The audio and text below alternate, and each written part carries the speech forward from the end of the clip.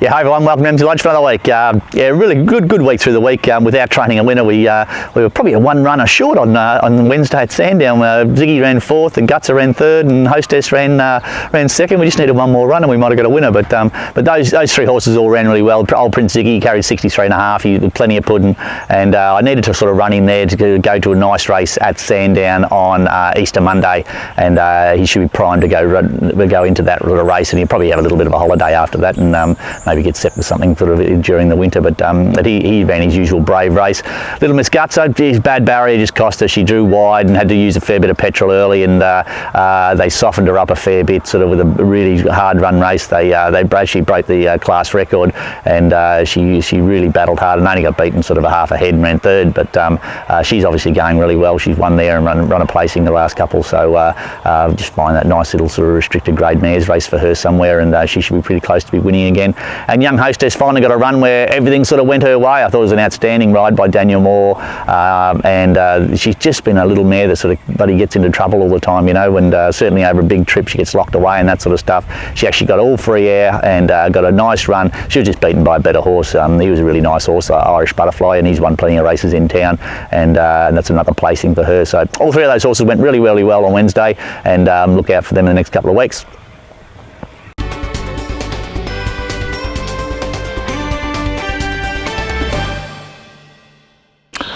Got a little Belmere in at Moonee Valley on Friday night.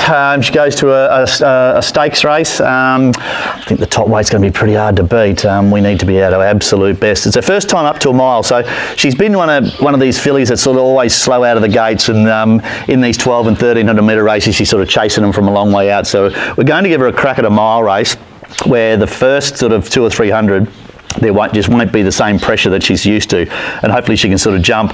No doubt she'll be slowish out, but if she can sort of just tack onto the back of the field and not spend anything rather than having to chase them, we're just sort of hoping that that'll sort of work out a little bit better. We can sort of make up that extra ground just by going up in distance. This is obviously a really strong race. There's a couple in this that go, you know, very well. I think the top weight in the race is outstanding, so we need to be right on our best game, but she's in good order, and we find out a lot about her, but she certainly deserves a crack at a good race, and hopefully she'll go really well on Friday night. That's Belmere. Screw Creek will go round at Avoca on Saturday. I had this horse going to a 2200 metre race at Ballarat on Tuesday, and they changed the race to 2600 metres, so that was probably a bit of a bridge too far. He wouldn't be ready for that yet, so a bit of a pain in the bum because I wanted to try this horse over 2000 metres plus. But anyway, there's an 1800 metre race, 1850 or something at Avoca on Saturday.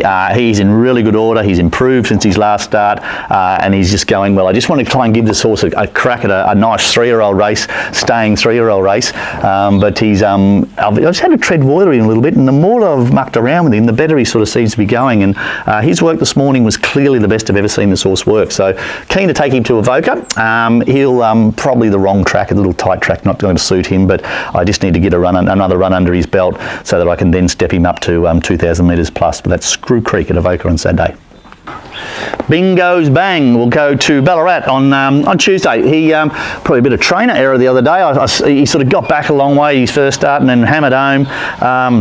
So I jumped him up to 1200 metres and it just didn't suit. He sort of slowish out of the gates, and then over raced bad and just didn't know how to relax in the middle of the race, and then he didn't finish off at all. He was horrible. So dropping him back to the 1000 metres, that should suit him. I'll accept with him at Ballarat and have a look at that race, but Aaron Lynch goes back on, which is good.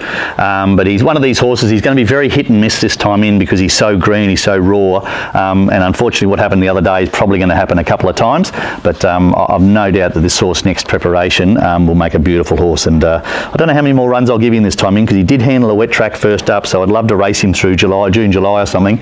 So whether he has this run on Tuesday, then maybe have a little break for a month and then come back and sort of race through winter. But that's Bingo's Bang.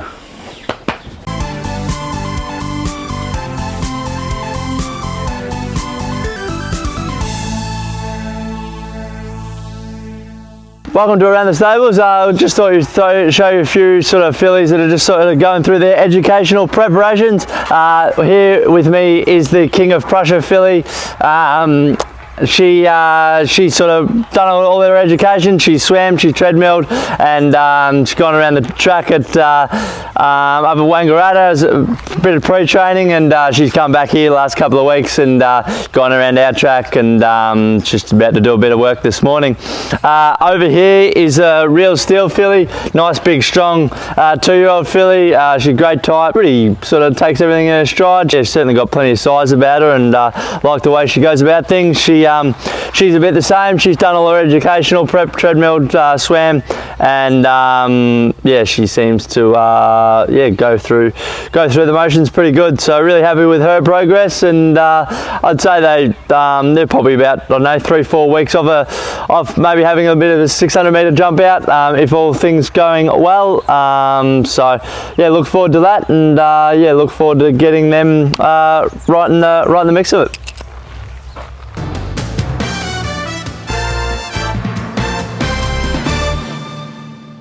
Yeah, that's it for another week at NZ Lodge. Thanks for watching. I got back from the Adelaide sales this week, and we've only got 2 more yearling sales to go for the year. And so far we've purchased 4 horses. We've got 2 Toronados, a Written Tycoon filly out of a stakes winning mare, and a really nice little Tarzino filly from New Zealand, which was a really nice little buy.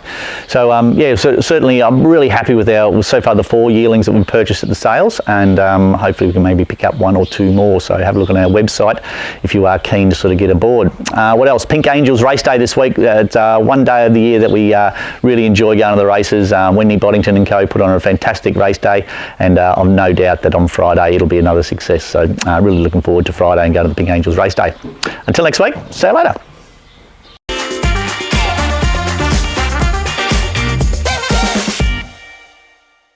So join in the chorus and sing it one and all. Join in. Just deciding which ladder. This is the ladder where the kangaroos will be made up here, and that's the ladder there, maybe for the cats. Are the kangaroos above the cats on the ladder? I think they are, Rob, aren't they? Are they?